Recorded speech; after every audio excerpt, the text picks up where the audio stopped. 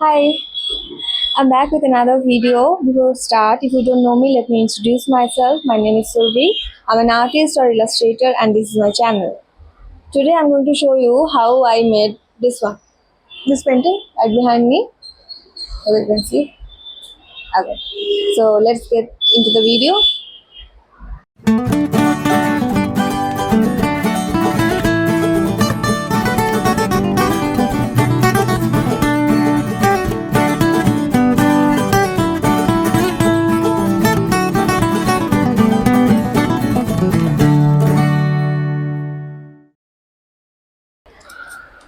This one is also not a recent painting. I painted this one last year, but I actually created the digital painting first, and after creating the digital one, I had a strong urge that I must paint it on a canvas.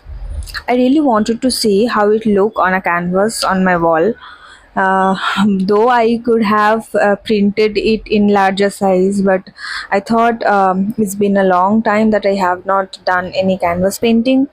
So without wasting much time on thinking, I started working on this canvas. You can see the painting was a bit complicated with all the tangled wire and shadows of the wire. Creating overlapping object digitally is easy. You just have to copy and paste the object and make some adjustment on opacity values and everything, and you get a beautiful outcome. But creating the same thing on a canvas with paint is another story. You have to paint each layer, and once you start working on overlapping layers, you can't actually go back to the previous layer and make changes. Well, I won't say that you cannot make changes. You can, but it is time consuming and it takes a lot of effort. As you can see in this video, I started working from the shadows first, as it was on the bottom layer, and the shadow color was also not same for the entire painting. It was changing according to the background. Bringing this kind of effect digitally is just a matter of few clicks. But in this one, I had to make these different colored shadows manually by different colors. Okay, now let's talk about the theme of the painting a bit. I have named this painting as the Pages of Tranquility. As you can see in this painting, there is a lady immersed in books or words which denote a sense of silence. Because when we read, we can feel the silence in our head, we can feel the tranquility. And above the lady, there are headphones melting away, giving a sense of noise fading away. Nowadays, we spend most of our time with our phones and with our headphones on. Maybe we are just listening to music, or maybe we are listening to our favorite podcast, or maybe just scrolling through Instagram. And after certain point of times, all these just become noise.